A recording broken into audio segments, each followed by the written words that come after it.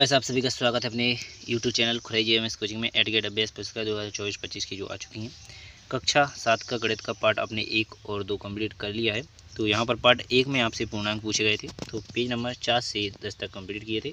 Part 2 में आपका ने अध्याय 2 में भिन्न एवं दशमलव, तो यहाँ पर पेज नंबर 10 से 16 तक कंप्लीट कर लिए हैं।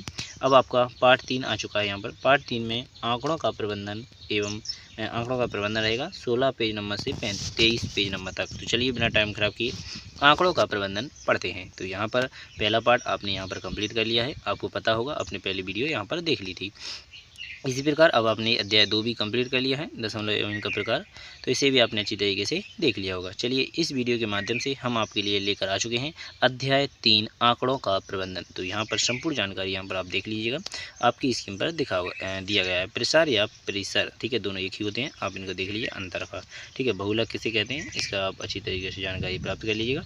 माध्यिका किसे कहते हैं, दंडालेख किसे कहते हैं, इस प्रकार ये सब पेपर दिए गए थे, यहाँ पर इनको भर लीजिएगा। जैसे 2000 यहाँ पर हल पूछे गए थे, जैसे किस वर्ष में अधिकतम साइकिलें निर्मित की गई, तो यहाँ पर सबसे लंबी 2002 में है। इसके बाद क्वेश्चन नंबर दूसरा, न्यूनतम किस में की गई, तो यहाँ पर न्यूनतम 1999 में, तो 1999 लिख लिया गया है। तो इस प्रकार आपने इनके आंसर प्रोवाइड करने थे। इस प्रकार आपका दंडालेख बनाना था, तो यहाँ पर मैंने दंडालेख आपको कंप्लीट कर बताया गया है, तो इस प्रकार इसको भी बना लीजिएगा। चलिए अब आता है यहाँ से आपका अध्याय 2 का आंकड़ों का प्रबंधन का कार्य प्रारंभ, ठीक है। तो सबसे पहले ऑब्जेक्टिव क्वेश्चन रहेंगे, तो इनको आप एक एक करके सभी को देखेंगे। आंकड़ों के सबसे बड़े और सबसे छोटे प्रश्नों का अंतर प्रसार कहलाता है, तो बी नंबर पर आपको यहाँ पर चिन्ह लगा लेना है, राइट आंसर हो जाएगा। आप सभी जानते हैं, मैंने आपको पहले ही बताया था, प्रसार और परिसर दोनों एक ही होते हैं।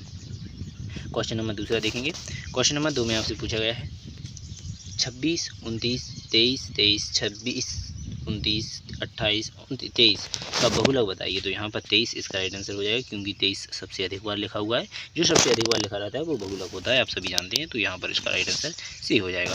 यहाँ पर आप क्वेश्चन नंबर 3 देखेंगे, तो ये रहा आपका क्वेश्चन नंबर 3। सभी प्रेक्षणों के योग एवं और प्रेक्षणों की कुल संख्या के अनुपात को कहा जाता है, तो यहाँ पर माध्य इसका राइट आंसर रहेगा, बी इसका राइट आंसर हो जाएगा। क्वेश्चन नंबर 4 देखेंगे, 24, 36, 46, 17, 18, 15, 35 का माध्य का होगा, तो यहाँ पर 25 इसका राइट आंसर हो जाएगा, तो ए इसका राइट आंसर हो जाएगा। चलिए बिना टाइम खराब किए क्वेश्चन नंबर 4 आपका कंप्लीट हो जाता है। अब देखेंगे ऑब्जेक्ट नंबर 5 भी क्वेश्चन को।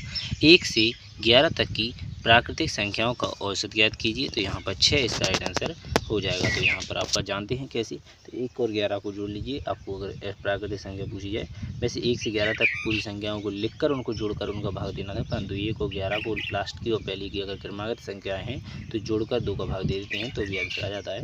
तो 12/2 अर्थात 6 इसका राइट आंसर हो जाएगा। तो इस प्रकार आपने क्वेश्चन ऑब्जेक्टिव क्वेश्चन 5 को कंप्लीट कर लिए हैं। अब आपको दिए जाएंगे प्रश्नों के हल, अन्य जो प्रश्न करने पड़ते हैं उनको। तो यहाँ पर पूछा गया है पहली 5 अभाज्य संख्याओं का औसत ज्ञात कीजिए। तो पहली 5 अभाज्य संख्याएं देखिएगा, 2 है, 3 है, 5 है, 7 है, 11 है।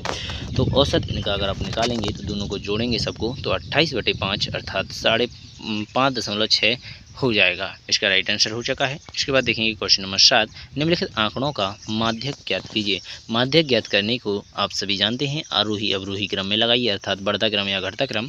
तो और बीच में जो सबसे आता है एक अक्षर, जैसे सम संख्या हो तो 2 अक्षर आते हैं, तो उनका जोड़कर दोनों को 2 का भाग दे दिया जाता है, और 1 आ जाए तो वही आंसर हो जाता है। तो यहाँ पर ये सम संख्या गिनेंगे 1, 2, 3, 4, 5, 6, 7, 8, 9, 10 हो जाते हैं। तो यहाँ पर 4 इस तरफ, 4 इस तरफ, 2 बीच की रह जाएंगे, दोनों को जोड़कर हमने 2 का भाग दे दिया है। तो यहाँ पर 76.5 है, तो 76.5 इसका माध्यक आ जाएगा। इसके बाद क्वेश्चन नंबर 7 आपने कंप्लीट कर लिया है। अब देखेंगे क्वेश्चन नंबर 8। तो क्वेश्चन नंबर 8 में पूछा गया है 16, 2, 14, 16, 14, 13, 18, 16, 12 का परिसर ज्ञात कीजिए। तो सबसे बड़ी संख्या यहाँ पर 18 दी गई है, सबसे छोटी यहाँ पर 2 दी गई है, तो इसका राइट आंसर 16 आ जाएगा परिसर, ठीक है, क्योंकि सबसे छोटी और सबसे बड़ी का अंतर ही इस परिसर कहलाता है। तो इस प्रकार आपको 8वें क्वेश्चन का 16 आंसर आ जाता है। अब देखें क्वेश्चन नंबर 9 को।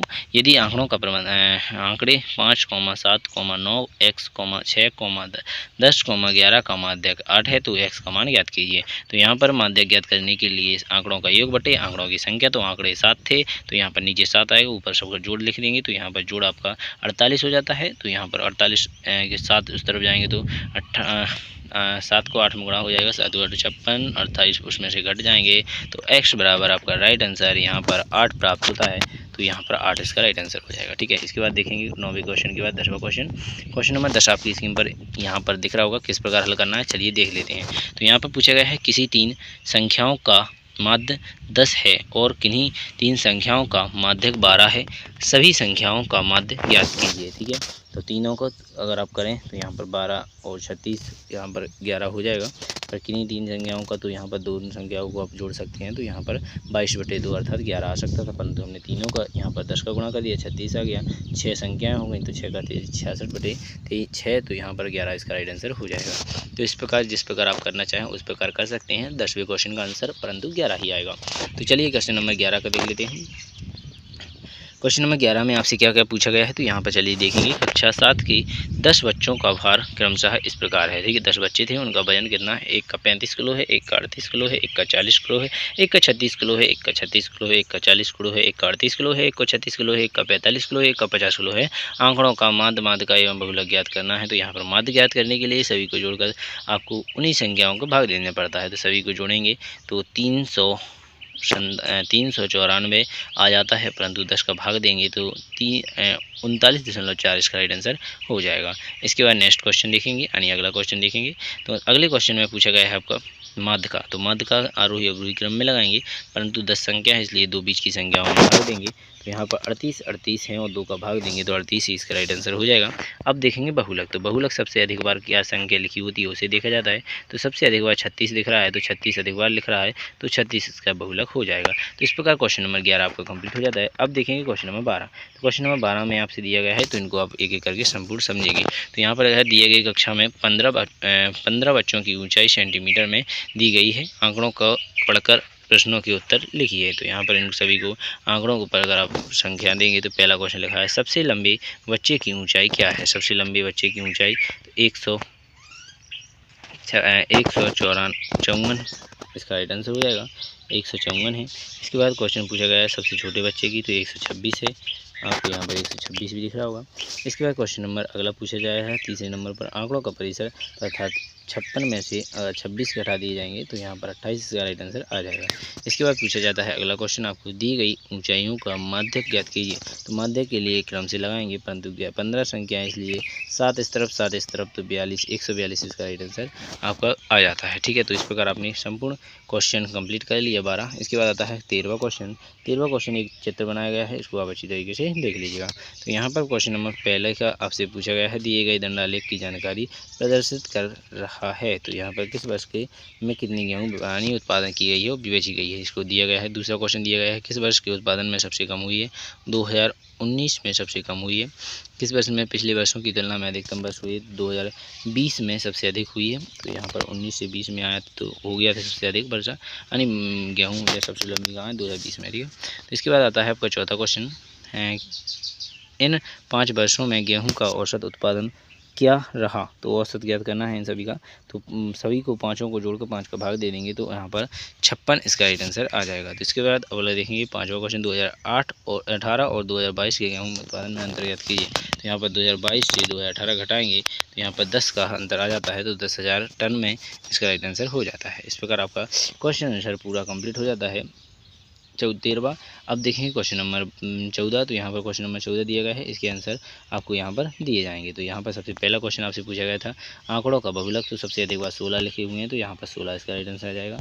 इसके बाद अगला क्वेश्चन पूछा गया है आपको बहुलक को 15 बनाने के लिए परीक्षणों में क्या क्या जोड़ दें, तो यहाँ पर 15 2 बार लिख दिया जाएगा तो बहुलक बन जाएगा। इसके बाद अगला क्वेश्चन देखेंगे, यहाँ पर पूछा है बहुलक का औसत ज्ञात कीजिए। तो यहाँ पर औसत ज्ञात करना है तो यहाँ पर 16 इसका राइट आंसर आ जाएगा। इसके बाद अगला क्वेश्चन आखिरी क्वेश्चन, यदि किसी एक प्रेक्षण को जोड़कर 15 औसत 15 आता है तो प्रेक्षण क्या होगा। तो यहाँ पर प्रेक्षण 15 औसत बनाओ तो यहाँ पर आपका 8 इसका राइट आंसर हो जाएगा। क्या लिखना पड़ेगा आपको, 8 लिखना पड़ेगा। ठीक है, तो इसका राइट आंसर 8 हो जाएगा।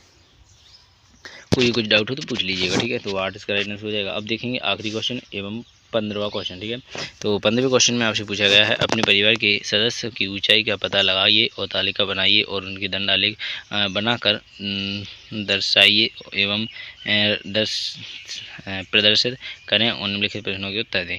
किस सदस्य की ऊंचाई सबसे लंबी है? तो यहाँ पर पिता की सबसे लंबी है। इसके बाद किस सदस्य की ऊंचाई सबसे कम है? तो यहाँ पर छोटे भाई की ऊंचाई सबसे कम है। परिवार के सदस्यों की औसत ऊंचाई क्या है? तो यहाँ पर 4.5 है। इसके बाद 4.5 मान लीजिएगा। इसके बाद अगला क्वेश्चन दिया गया है औसत ऊंचाई से सबसे ऊंची आपकी ऊंचाई ज़्यादा है या कम है? तो कम है, तो इसका राइट आंसर आपको कम हो जाएगा। इस प्रकार आपको 15वां क्वेश्चन कंप्लीट हो जाता है।